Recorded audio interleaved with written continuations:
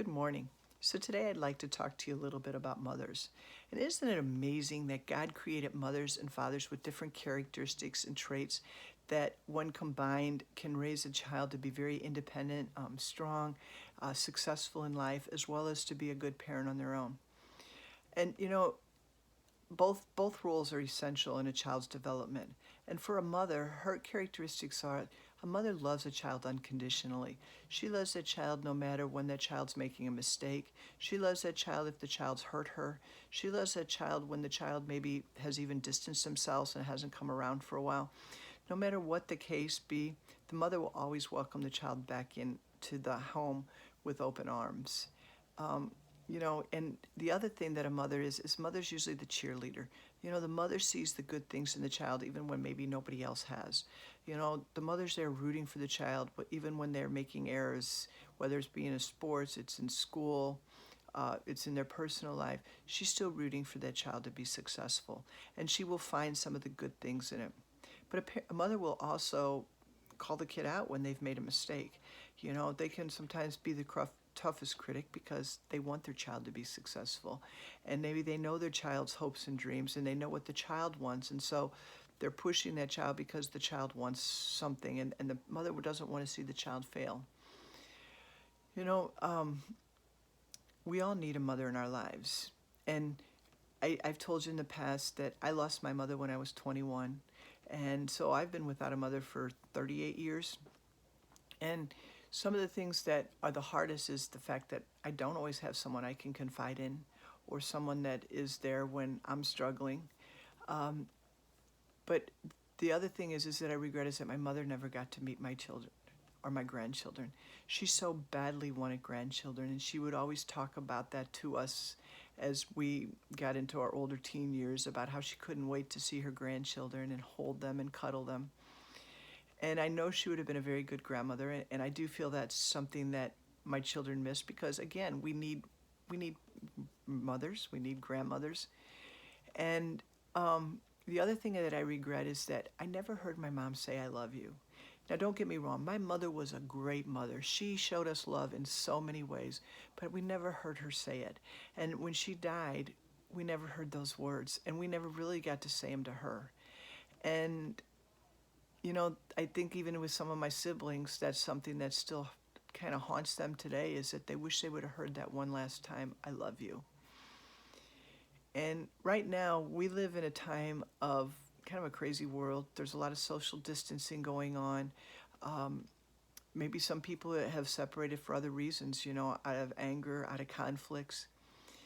But we need to be very careful on how we're treating one another and that we're not breaking bonds, but we're solidifying bonds. Whether it's talking over the phone, it's seeing one another in person, it's doing something to continue to keep the connection. Because as humans, we need to know we're loved and that we're cared for. And, you know, I've talked to in the past about anger and unforgiveness and how many times there's separations in families just because of a conflict, because people didn't get along. Um, God created all of us to be free, have free will. And with free will comes our ability to think on our own. And when we think on our own, that means that we're not always going to agree with the other person, whether it's the person in our family, it's a person at our work, um, even uh, the politicians. There's going to be differences, and that's okay because God knows that we're different things meet different people's needs. We can't. We're not cookie cutter people. Not everything works for each person, and so if there's a conflict in your life, if maybe you've separated from your mother or even your siblings, don't let that go on. There's too much regret when death happens if bonds aren't reconnected and fences mended. And God talked about that in the Bible, and He's even said, you need to go to that person and you need to forgive. You can't carry that because that's a big burden for people to carry all their life when they've separated from one another. Regardless if you think so or not, it does hurt. And it affects every part of our lives when we distance ourselves from the people we love.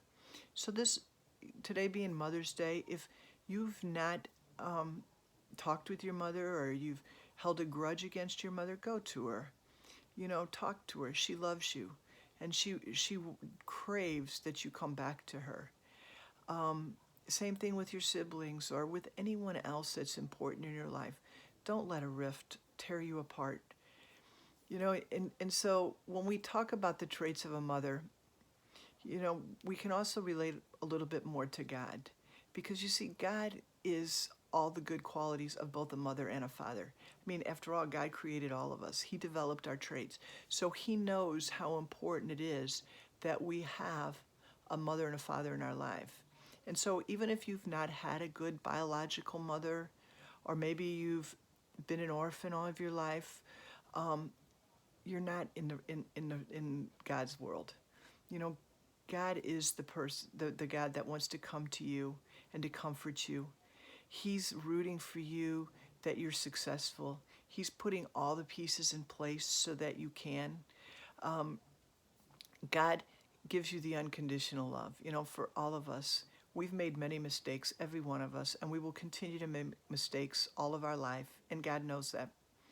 But he will never, ever stop loving us.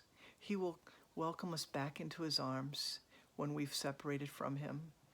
He will rejoice. And, they talk about he leaves the 99 to find the one. If you're lost right now, God's searching for you. He's looking to bring you back because he loves you that much. And he doesn't want you to be away from him.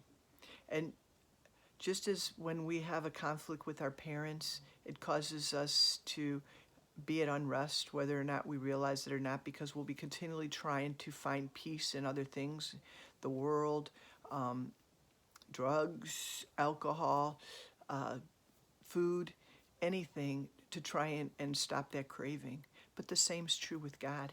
If we don't know God as the God that he really is, not the God that sometimes people portray him as, our hearts will continue to long for him, and we will continue to search, and we will try to find him in other ways.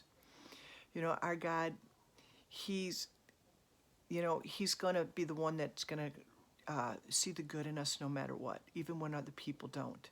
He's going to be rooting that we're successful with whatever calling he's given us. He's going to put those things in place. But God's also going to stand up to us when we mess up. And that's out of love too, because he wants us to be the best person we can be. So, if there's something you've made a mistake, go to him. Ask his forgiveness, and he will forgive you. And just today, take some time to appreciate the relationship that God's put in your life. And also take the time to appreciate the relationship you have with our God. And if you don't have a relationship with him, start to cultivate that today.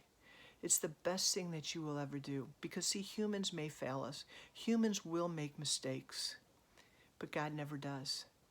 And humans sometimes, they've got so much going on in their lives that they even, no matter how much they love us, they can't give us everything that they want to give us. But God can. And God can give you peace. He can give you joy. But you have to go to him. And you have to develop a relationship with him, just as we have to develop a relationship with the people in our lives. So today, just enjoy the day. Somehow connect with your family. And let your family members know you love them. We never know when this is the last time that we're going to be in contact with them.